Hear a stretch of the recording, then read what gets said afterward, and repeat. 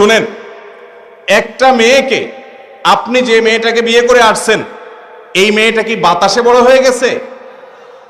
জন্মের পর থেকে তার বাপ মা তাকে তিল তিল করে শত শত হাজার হাজার টাকা তার পিছনে খরচ করে তাকে বড় করছে, ঠিক না বেঠিক?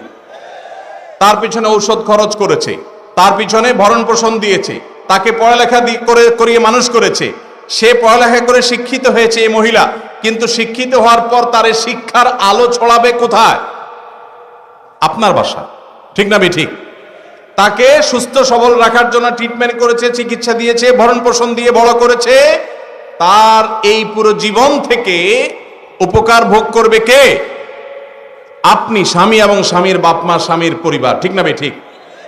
তাহলে উচিত তো হলো জামাই বাবাজি, শ্বশুর শাশুড়ির কাছে যাওয়া, বেআইন সাহেব অর্থাৎ ছেলের বাপ মা মেয়ের বাপ মার কাছে যায় পায়ের কাছে দুজানো হয়ে বসে বলা, বেআইন সাহেব আপনার মেয়েকে জন্ম থেকে বিয়ে দেওয়া পর্যন্ত যত লাখ টাকা খরচ করছেন, যত কষ্ট করছেন আপনি, গাছ রোপণ করলেন আপনি, বড় করলেন আপনি, গোড়ায় পানি দিলেন আপনি, আর ফলটা পুরাটাই সারা জীবন ভোগ করব আমরা।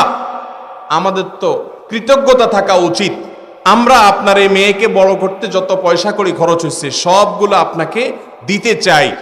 তাদের কাছে, মেয়ের বাপমার কাছে যায় দোজানো হয়ে এরকম করে নিবেদন করা উচিত।